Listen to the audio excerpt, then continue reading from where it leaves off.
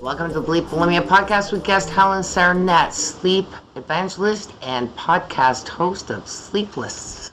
Hi everyone, I am Lorianne. I am the host of Bleep Midlife Bulimia, and I am very pleased to have Helen Sernett, and she is a sleep evangelist, also the podcast host and founder of Sleepless. And thank you so much for being here with us today. Oh, Lorianne, thank you so much for having me. I am so grateful to be able to share about sleep and my story and why it's so important to healing and recovery on so many different levels. So I'm very excited to be with you and to talk about our journeys. This is great. We had a great conversation prior to the podcast, by the way, that I should have actually taped, but we're going to go through that. Obviously, my first question always is, what prompted you to pursue being a sleep evangelist? Yeah, so I definitely fell squarely into the camp of, I'll sleep when I die. I don't really need sleep. Sleep is kind of, it gets in the way of the life that I want to live. Like it's an interruption, to the life that I want to be having. And I that was not helpful. It turns out, especially as I hit middle age. I experienced a career burnout, depression, anxiety, and I suddenly I shouldn't even say suddenly, over time, over a couple of years, I kind of lost my ability to fall asleep easily. And so I was getting less and less sleep, and having more and more insomnia. It was causing more and more problems for me. I developed a laundry list of health issues that were all kind of systemic, you know, whole system things, rashes that would show up, and hypertension, having issues with inflammation that was causing me food sensitivities. I had brain fog, lots of things that were causing me problems in my life. And they were all stemming back to the fact that I wasn't sleeping well. So I had to figure out a new way to help myself go to sleep. And I tried lots of things, but necessity is the mother of invention. And despite looking high and low for an audio tool that I really needed, that I wanted, that I thought would work for me, I could not find one. I tried different styles of noise. I tried the various storytelling podcasts that there are. I tried just music, just nature sounds, whale sounds. None of it worked for me. And I was like, I just want someone to count me to sleep outside of my head. I want something outside of my head because my mind was very busy and I couldn't really seem to stop it or focus it anywhere. Just jumping around. In yoga, they call it, the monkey brain. It's kind of going everywhere. Um, and so I was just, I want someone to count me to sleep from like 0 to 200 or 0 to 500. And I looked for just a recording of somebody counting. That's all I wanted. And I couldn't find one that was large enough, like that was long enough, that did what I wanted it to do. So I made that tool for myself and created a podcast out of it to help others. That's So that's wonderful. how I became the sleep evangelist, because I went from thinking I don't need sleep or I hate sleep to understanding how valuable it was to my health and how much I needed to um, practice sleep, that it was actually a skill. It's interesting. I have somebody who said that just in the last 2 weeks, she's been having a lot of hard time sleeping. And I said, is there something that occurred in your life to cause that? And she goes, no, I've always had stress. And it's just, but you've got to wonder, is there something that's missing that she's not picking up on? But we were talking about that overthinking is a real problem to getting to sleep. And it's funny that you say that, because I was in your position too. And I still have those moments where, I work all day, then I come home and you've got only this amount of time, a little bit amount of time for yourself and to have fun. And sometimes you get into something and you go too late and you're Yeah. super tired. You're super tired, but you don't want to go to bed because I don't want to miss out on this, right? Yeah. Yeah. So It's really rough. It really is. And instead of saying, you know what, it is to your benefit to get that sleep, because the next day, yes, if I do that, if I spend a night doing that, the next day I am brain fog. I am not focused. Um, and then there's other things too that we talked about is if you say something to someone and you upset them and you regret it, and the next day you're thinking about it all the time, but even all night, right? Yeah. I don't like when people best me in a battle of wits. So anytime someone is able to like get a quicker, better insult or comeback out at me, like I'll be thinking about that all night trying to figure out, oh, I should have said that or I should have said this. Yeah, yeah, It's not it's helpful. crazy. So we also discussed, which I was saying is that as I'm better at sleeping now. I am better. I still, my mother keeps telling me I should get to bed earlier, and she's probably right. But I am, when I go to bed, I sleep through the night. So I don't have the insomnia. I sleep. I've got my 1.5 hours of deep sleep and so on. But when I was bulimic, I had a lot harder time. And we were talking about that food. So I love that you said you have a healthy relationship with your food, but food and the digestive system, that's a big part of the sleep process, isn't it? It is. So there are certain chemicals that your body makes, and there are certain things that your body can only do while it's sleeping. So everything from the more rapid generation of your red and white blood cells to the bacteria, the healthy bacteria in your gut doing its job and having time to like really absorb foods and things like that. All of that happens a lot at night.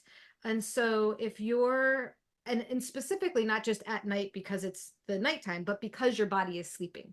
So if you're not letting your body sleep, it's not doing those processes. Also, if you're depriving your body of the nutrients that it needs, it's now seeking out those nutrients elsewhere in your body and, doing problematic things to your internal organs. So you really want to eat a good meal before. It doesn't have to be a big meal. A lot of times, but you want to eat a meal a couple hours before you go to sleep. And then, ideally, you want to let your body do all of its healing processes and all of its digestion and all of its good stuff while you're resting and not causing blood to go anywhere else. It's able to do what it needs to do. The other thing that's really cool about sleep that I like that I think impacts, you know, anybody who's trying to manage emotions is that when you sleep, your brain does this really cool thing where it figures out, first of all, it takes the events of the day and it sort of separates out the emotions from the actions. So what the facts of what happened versus the how it made you feel and the anger, it helps to sort of set those apart and then get rid of the things it doesn't need and sort those memories into places where they need to go. So if you're not sleeping well and you're also a person who's trying to process any kind of trauma or big emotions, you're not doing yourselves any favors while you're not sleeping, and you're not giving your brain the chance to regulate all of those hormones that affect your mood. So you're setting yourself up the next day to have a more emotional, stressed out day. Oh, that's really interesting. Yeah. Yeah. So one of the things that I learned as I was on this sleep journey and figuring stuff out was that your sleep focuses, like, it helps your mind and your body to help your mind. So it's kind of a whole system thing, and that's why it does a lot of work. So that's why you need 8 hours of it a day. It's doing a big job in your life, and if you're not letting it do that job, then you're not giving yourself the best opportunities to have the success you want in your personal physical health, but also in your personal and professional growth. It's true. Um, so I don't know if you touch on this, and I'm kind of curious about it. So, Yeah, uh, ask away. I find there are some nights, and like I said, I've gotten to the point where I do have my deep sleep, because of course we can, you know, track them now with our beautiful little phones. Yes. I have normal, which is good because I was not at one time a normal amount. But even to that, uh, and crazy, and my daughter, okay, I'm going in little circles here, but my daughter, so I dream a lot about my ex-husband. And I've been Mm. divorced for 20 years and he still enters my dreams. And my daughter said, through her psychology, that your brain is elastic, it is a lot, it maintains certain things. And because of the years that I was with him, the memories are going to be greater and they're going to come back more than the later ones, which I found fascinating because I'm going, I want to get him out of my brain. It's like, but there are Yes. some nights because I'm having those dreams and some of them are okay and some of them are not, but I don't feel like I slept because I feel like I dreamt all night and it was a dream that was not fun. And there's other Pleasant. Yeah. dreams too, not just about him, but and and I shouldn't put that because I'm okay with him, but it brings back memories that I really don't want to go back to, which because I've moved forward and I really get mad at my brain for bringing back what I'm moving forward from, and I have no control over that. Yeah. Your brain will process all of that information. So one of the things that happens, it's interesting. They're literally just now doing some really cool studies about I mean, it's terrible that you have to do it, but military people who have significant trauma and what and the kind of sleep that they get immediately after that trauma and their long-term PTSD impacts, right? Yeah. So if your brain is able to get a good full night's sleep and get the REM sleep that it needs immediately after a trauma, you're better able, like, once it does it that first night, like a first or the first night of the first few nights, if you're able to do that, it's like it's a way to almost protect against worse long-term impacts of the trauma. Okay. But, and here's the big but, rarely are people in a situation where they've just experienced a big trauma and then they can go get a good night's sleep. Right. So, what we've Interesting. learned is that good or bad, if there is something, good emotions or bad emotions, a trauma or something that you want to celebrate, if there's something that your brain doesn't feel like it's been able to fully process, it'll keep revisiting it and revisiting it and revisiting it in your dreams. And you're right, you don't have a lot of control over it, but what's good to know is that every time it's doing it, your brain is figuring something out and it's helping you get further past it. It's helping you heal past whatever that was or helping you put whatever that was behind you and use the good part of it to further your journey forward. So sometimes it's just nice to remember, like, especially when you feel like you need an extra cup of coffee in the morning, just because you had dreams that like seemed like they were filled to the brim with people that you really don't want to see again. Um, like you can be like, okay, whatever my brain needed to do, like it needed to do that, and Ah, I will have a better, like my neurologically, I'll be in a better place neurologically and emotionally to either engage with those memories or process the good parts of them, the valuable pieces of information, and use those to move my life forward. I So love that's that. You know what? yeah. I'm gonna do that anytime that I have a dream, whether it's, about my ex, or anything else, is that thank you, brain, for processing that. And there might be something for me to learn from it or not. Maybe you're just doing your thing. Let's Yep. just let her do it. Yeah, Yeah. I mean, generally speaking, our brains want to help us. Sometimes they can't. Yeah. Sometimes we don't let them. Like I mean, that Yeah. was a big part of you know, for me, a big part of depression was I'd gotten into a habit of really negative thinking, and then I Mm. like had to relearn how to think positively again. And man, did that take a lot of sleep. That's a Yeah. big thing to relearn and to have to refigure out and to have the patience with myself to be like, I can do this. My brain's capable of it. My body's capable of it. I just need to not be angry at myself. Like I have to give myself grace. And it's really hard to give yourself grace when you have anxiety and depression. You're absolutely right. It's interesting to say that too, because I used to, I always knew that my brain and my body were one, but then I also thought that they were also two different things. And so, my body's saying, "Hey, brain, stop making her think she wants to be bulimic because we need the nutrients." And it was weird because I used to visualize that it should be a cartoon or something because it's like, wow. And the brain would sit there and say, "No, because I want this." Um, but there's the other thing too, speaking of sleep.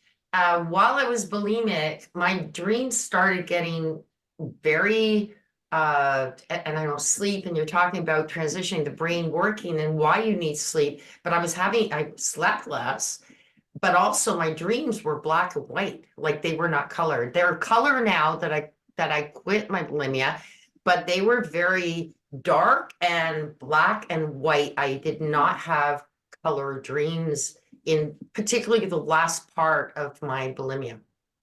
Wow. Yeah, That's really fascinating. I yeah. mean, there's some really interesting things about people who have had sight and lost their sight and what happens in their dreams over time as they adjust to having lost their sight and how their Oh, dreams become mostly soundscapes, which is fascinating to me.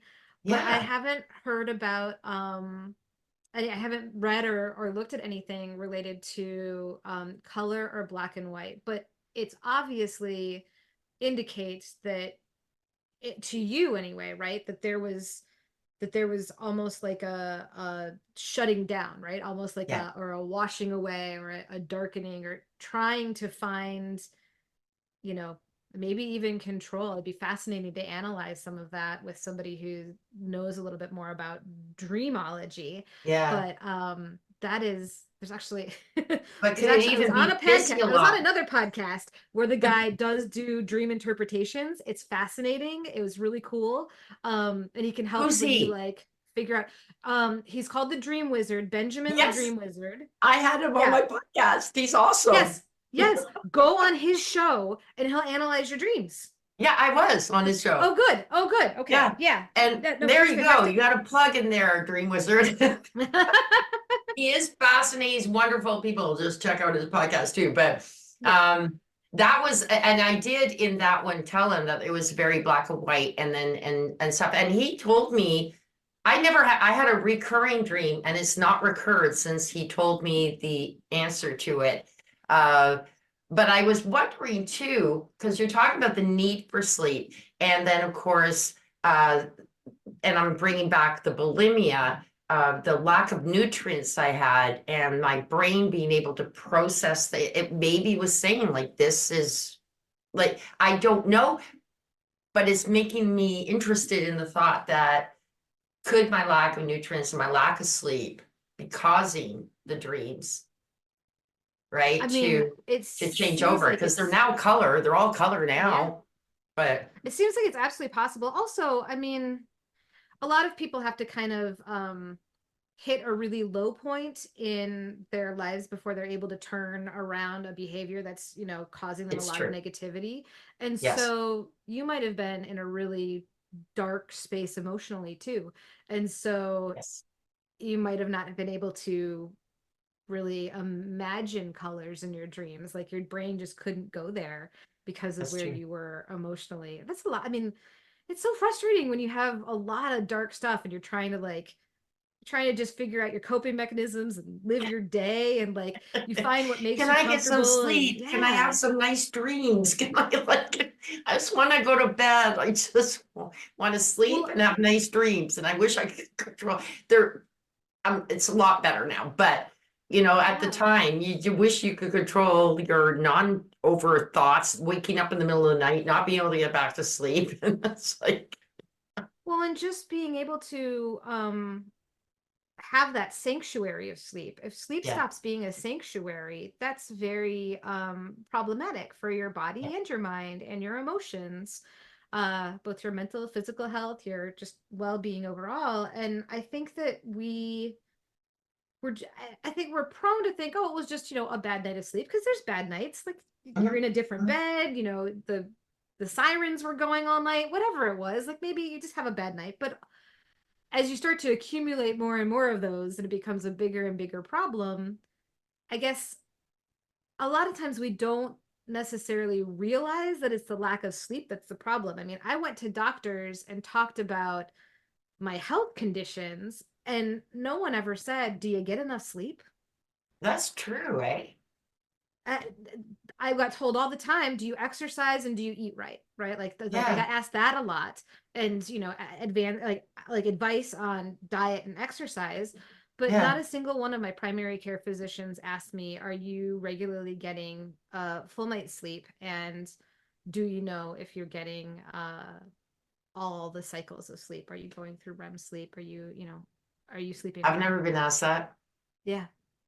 And Isn't I that mean, and interesting? and maybe people just assume you aren't because you're having all these other issues, so they don't ask. But if they'd asked me, I might have figured out earlier in my mind how important sleep was and Yeah. that I needed to be doing something about it. So please tell us a little bit about your process to help Yeah. people fall asleep, and a bit about your podcast too. Really would like to hear that. Yeah. So we've got 3 seasons that are out, and I'm working on the fourth. It's late. I'm sorry, folks, but it's going to be great. And I'm adding in some tips and tools outside of just the sleep list. So it's going to be awesome, but be patient. What I do now, what's available now, are just my sleep lists. So it is a single topic curated list that I recite in a very soothing voice with a background of just light, calming, sort of meditative, even music. And they last anywhere between 15 minutes and almost an hour to help you go to sleep at night. And they're on a wide variety of topics. There's history, there's made up stuff, there's I'm coming up with a music one. There's animals, there's plants. So yeah, there's a lot of different ones out there that can fit different needs or interests. The periodic table, I always thought that was fun. So there's sciencey stuff in there too. Yeah, I love it. yeah, So just for our listeners, just make sure, because I do have a lisp sometimes, so just make sure that it is sleep lists with an S. yep. It's not my slurring. It actually has an It's S at the end of it. It's Yeah. all one word, sleeplists.com. You can find my website with links to all of the episodes there, as well as it's available on all the major platforms for listening to podcasts. And I always say when I do these shows, if somebody is looking for it on their favorite podcast listening device or listening platform and they don't see it, contact me through my website, sleeplist.com, and I will get it up there for you as soon as I can. It usually Beautiful. only takes about 10 minutes. And I did listen to them, and it's interesting because what I thought when I was listening to them, and it's cool too, because you said you can make a longer, take some ones and make longer um Mm-hmm. tapings of it. But it's like, when you're a kid, your parents read to you to go to sleep. And I thought, this is like being an adult and having somebody like read to you till you go to sleep. Like it was cute. Yes. I thought it was Yeah. wonderful. So I thought, what a Yeah. great But concept. I try to listen to the stories. Like there's plenty of those out there. There's some famous people who have done stories. Lots of people are kind of known for their calm voice or whatever. But I always would stay up until the end or until it got so absurd. Like some of them are meant to just kind of go on and get so absurd that I just got annoyed with it. I was just like, get to the point. I need to go to sleep and I can't get to the Right. point. So these ones have no point. It's literally just a big long list. And you know what's going to come next is going to be another element of the periodic table or another president of the United States or another country or another color of paint. Like it's nothing you really care about or that you need to know. And so as a result, it should, I hope, help you get to sleep. And I do try to keep it, like I try to do the recitation to a rhythm of about 60 beats per minute, which is the resting heart rate. And so Oh, the average resting heart rate. And so that tends to help people fall asleep as well. Oh, that's perfect because my heart rate Yeah. is a little bit high at night. And I talked to Yeah. my doctor. She goes, you're still okay. You're still within that, but it's above Mm-hmm. 60. Yep. I'm gonna look forward to actually trying this out, see if I can actually get it to the 60. It's hard. Your heart is doing all of its work, and I mean, you never know. Sometimes, and sometimes it's just genetics like play a role in how fast you go and how often. I mean, if you're a marathon runner, you're going to have a lower heart rate, resting heart rate It's than true. somebody who's at a computer all day long. So, That's true. That's true. Well, she said, I mean, really she says, as long as you got the heart rate of a regular daily heart rate, like 70, 60 to 80, not to really worry about it. But we got gadgets like this that go, pay attention. You can like, ah! yeah, It's you can like track Googling everything now. anything, right? Google anything and it's gonna tell you that, it's something horrifying. It's like, Yeah. leave it to the experts, right? Yes. But Well, I think that, I mean, leave it to the experts, and also sometimes you just have to trust how you feel, and that's really hard, especially if you've had a difficult relationship with the way your body feels. It's that's hard to true. get back to a space where you can believe that you're tired. But I know, like, I know that for me, I used to think, oh, I'm tired when I can't keep my eyes open, and I Yes. now have had about a year and a half of pretty good sleep. And I now know that I'm tired when I just start touching my eyes. Like, it's Oh, not about keeping them open. It's not about but if I have like a little yawn, or even like if I start to like my face, like I'll touch my face a lot more, and I'm like, oh, this is something that I was just blowing right past before. I didn't even pay it any attention. And oh, now I'm like, oh, yeah, this means I'm tired. Like I should start dimming the lights and doing my bedtime routine and getting myself off to sleep, because it really is a whole system that you set up for yourself around sleep. I love that thought too, because that was me too. Mhm. Until my eyes were really tired, I said, otherwise I'm gonna stay up and I'm gonna be overthinking. I have to wait until my eyes are ready to close before I Right. go Well, to you bed. cannot keep them open anymore. And Right? we've been there. Yeah. Like, and there's still, Yeah. you're watching something on a screen trying to keep, your eyes Keep your open. eyes open. Don't want to miss anything, even if it's No, the right? next level on Candy Crush.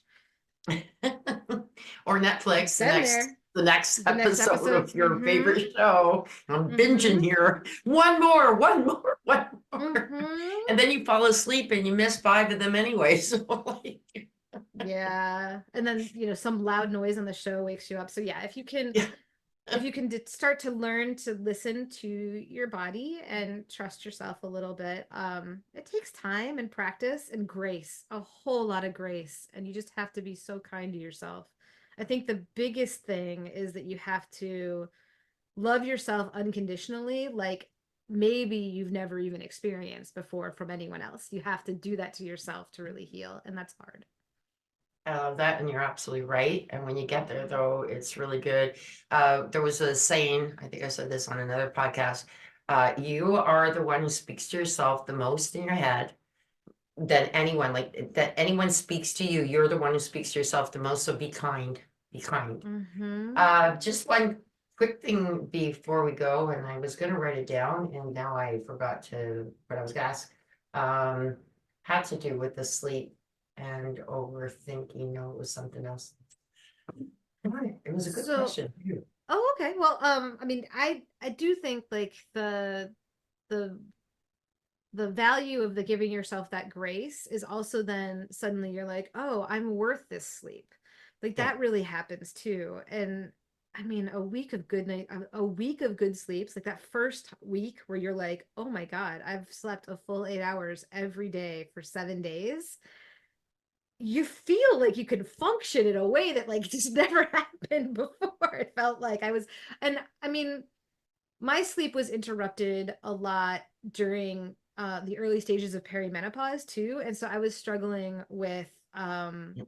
sleep interruption, sleep disruption due to menopause, and also emotions and hormones due to menopause or perimenopause, right? Because I haven't hit the milestone of menopause yet. I'm just in this perpetual space that they say is temporary of perimenopause. doesn't feel temporary. It feels like it's forever. So all you other women out there who are in perimenopause, you know, it's okay. And your body is so different during Yeah. perimenopause that Yeah. like a lot of stuff that used to work doesn't. Yeah. And so I think that's why sometimes we end up in, you know, staying up all night watching TV, or, you know, whatever other negative habits that we can form for ourselves that feel good in the moment, give us sort of the dopamine rush that we want in the moment, but don't actually sustain us long term. You're right. And it's an interesting thought too, because when it comes to that, so we were talking about that too. So a lot of women are struggling. Some of them are starting, some of them are from the time they were young, they're still in the bulimic stage. Some of them are starting at 40 because of this menopausal stage where your whole body is changing, like you said. Uh, and they're becoming bulimic in their 40s and 50s to Wow. try, because they feel that they're going to gain weight through, or they are gaining weight through menopause. Some of them do. I was very lucky, thank God I didn't. I quit just prior to menopause, but I managed to maintain it. But some do, you That's know, amazing. and Yeah, no, lots of us do. right. 20 so But well over 20 pounds that I've gained during menopause, during perimenopause. wow. But Yeah. what I did do though is I made sure that I did lower my consumption that I would have usually. But when I eat slow, I get full. Like I know when I'm full anyway, so I just stop. And so my friend Yeah. said to me, she goes, "Oh," she says, "I don't want to go for lunch with you because I'll be ordering dinner before you're done your lunch." And I'm fine with those jokes. It's okay with me, but that's how I've built my life around it. And like you, I have a really good relationship with food now, which is awesome. Um, but yeah, so uh and sleep, yeah, you're right, you've got the hot flashes and all of that stuff that goes on, and so on. um so Yeah. yeah, it could interrupt your sleep, but it could interrupt Well, a lot of things, your emotions, everything, you and know. I think it's such a it was, I mean, I grew up in a time when it felt like it was a taboo topic among the people that I had to look up to. So nobody talked about no one talked about the brain fog, the Yeah. forgetting, the Yeah. weight gain, occasionally maybe someone make a joke about having their own personal summer for a hot flash, but like, I mean, people, no one talked about night sweats and the fact that you needed to No. change the sheets in the middle of the night. Like, No. and so I think that then when this starts happening to us now, like those of us who are there or who have been there, we're sort of confused, like our bodies have betrayed us. Yeah. Instead of, because we had no we had no we had nothing to do to know to expect it, because Mhm. it was hidden from us by our previous generation and considered shameful, and therefore our bodies go through these transitions. 100% of us have some symptomology from perimenopause. If we're, fortunate enough to reach it, we've got some sort of symptomology because your body's going through a whole chemical change. Yeah. and and it might be as little as, you're just noticing more wrinkles or whatever, but there's something happening, and we've tried so hard to hide it, or we feel so ashamed of it, Yeah. or like, and then we have no idea what to do about it, so we just find coping mechanisms. And unfortunately, like you were saying, it might be women who have never had a problem with eating, or disordered eating behaviors, but all of a Yeah. sudden develop a disordered eating behavior because what else are they going to do? They don't have any help. There's no, like, there aren't even Yeah. really, there are some good books out there now, but like they're hard to Yeah. find. It's hard to find even a good, like, until 2 or 3 years ago, it's been hard to find a good podcast about it. So if you're not looking, you're not It's going to true. find them. Um, so I don't want anyone to feel shame Yeah. for coming across a coping mechanism that seemed like it worked for them in the moment, or was the best that they could do at the time. And even if they knew it wasn't, even if they knew like they shouldn't do this somehow, like it's not right, it was working for them in the moment, and they just have to find healthier behaviors that'll work for them now. And Yeah. sleep can help you have the energy to do that, because it's a big job to help yourself. Absolutely. And I just want to end this with, I'm very proud of my colleague who is in the same situation. She'll go, I'm having a hot flash, and she has no problem within her colleagues, with her Yeah. colleagues. But we're family, right? You just go, oh, and I'm going, been there, done that, honey. I'm over that part. And it's a big thing for women too, because this is at the point where you understand that you're not going to have it, it's weird, even if you don't want children. I had my 3 children, but knowing that that was not going to be an option anymore was a very Yeah. strange mindset. That's an era was ending. Men don't have Yeah. that, women do.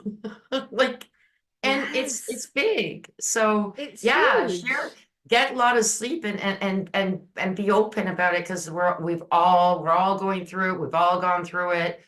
And we're there to support each other as women, because that's really important that we support each other through this period. I know puberty for the younger ones need it too, but we need it. We need it. Right. I mean, they've got, I think school, even if your school isn't that great about putting together health classes or, puberty education or whatever, Yeah.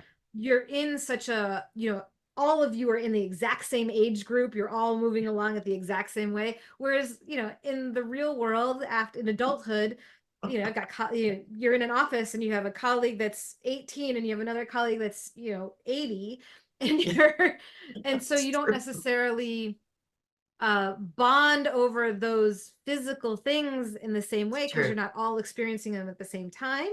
Yeah. And yet it's so helpful. I mean, I was in an office when I was pregnant with my daughter, where it was a lot of women, almost 60 women, and there had been 13 of us who had babies within the 18-month period, Oh my right? God. So like we were our own little cohort of like, how do you get your kid to sleep, or what do you Yeah. do about this? And you don't necessarily have that No. unless you're in an office like that for perimenopause. And so yes, True. talk about it. Don't feel embarrassed about it. Your No. body is doing things that it's meant to do, but aren't necessarily easy to navigate. And um, yeah, I mean, I always like to just say sleep is not going to hurt anything. So if you get better sleep, you'll probably have a reduction of some symptoms that you're feeling, um, even if it can be really hard in the middle of the night with hot flashes and sweats and stuff like that. I agree. And I love it. And it is. I know that sleep is very important. And I would imagine along with that, just everybody look into your mattresses too, because and pillows, because those are really important. And what was okay, I keep going on, but they say that how, like, in the scope of life, really, how many hours you're awake versus where you sleep, the sleep is like 1/3 of your One life. third of your life. Yep. So make One sure third of that your that life. bed is good for you, because it'd be like living Yes. in a house that you don't like. It's like, right? Yeah. And I mean, it can be really hard to find the right bed, and it's a big investment sometimes to find the It right is. bed. If you're a single sleeper and you don't have a partner, it can be a little bit easier because you find the bed that meets your needs and you just invest, a little bit in that bed for the 5 to 8 years that your mattress is good. My partner is like opposite in height and size and weight than me, and so um I still want to be in bed with him. Like we love sleeping next to each other and cuddling and snuggling, but we needed a bed that could actually adjust the sides. And so we had to get one of those inflatable mattress kind of things where you can pump up how much the mattress is inflated on one side or the other. And I find that Yeah. super helpful because I work out some days really hard and some days I don't. Some days my muscles need a different kind of cushioning. So I Oh, really like having the adjustable bed just for daily changes. And it's not really daily, but yeah. there are ebbs and flows of like I don't stick to one setting. I pump it up and down as I feel like I need. That's So, really interesting. Didn't hear yeah. about that before, so thank you for sharing that. Yeah, And yeah, yeah. again, So thank you. All right. Well, thank you very much for having me. I really appreciate it. All the listeners out there, I wish you wellness and restfulness, and sleep is part of recovery. So I hope you include it in your journey. Thank you so much. We're really glad to meet you. Thanks, All Helen. right. Thanks, Lorianne. Bye now. Thank you for listening to this episode. Be sure to visit me at bleepbulimia.com.